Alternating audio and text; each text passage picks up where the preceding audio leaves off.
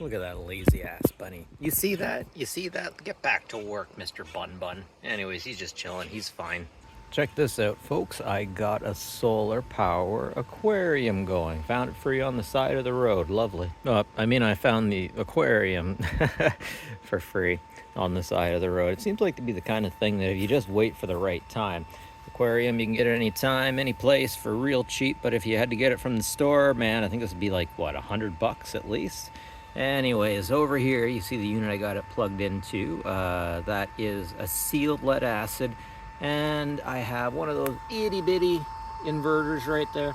Yeah, I know it's not the perfect setup for it. I have to get something a little more waterproof, because let's face it, electronics don't like water very much. I think I'm going to put it directly in the Mayflower, open the back door, have a cable run from there, and have a cable running out, or I can just saran wrap that thing, I suppose.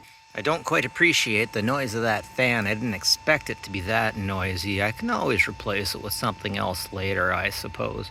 That's definitely the big issue when it comes to inverters. They're frickin' noisy.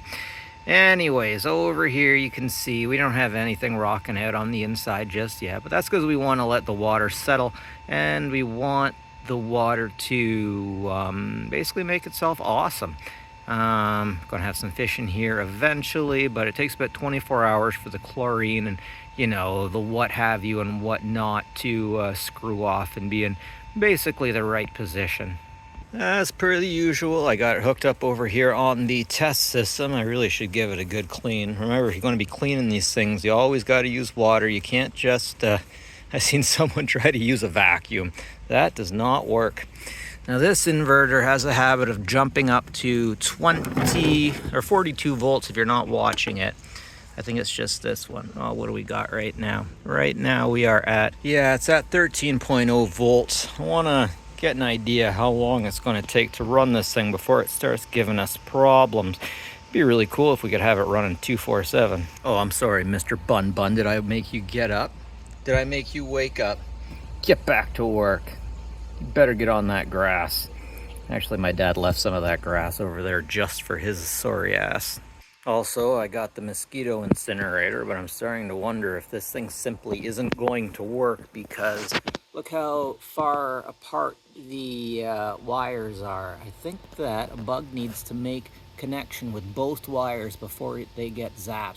And if that's the case, I think it's going to be a bit big for mosquitoes. Going to have to do a little bit of woodworking. Stepped in, fell through. You know what to do. And of course, this is my spot to do my things. Everything's turned off right now. What do you suppose there, Mr. Bun Bun? Is there something tasty between your toes today? How does the grass taste? That's some nice frickin' grass, huh? Yeah. What a lovely day. What a beautiful day.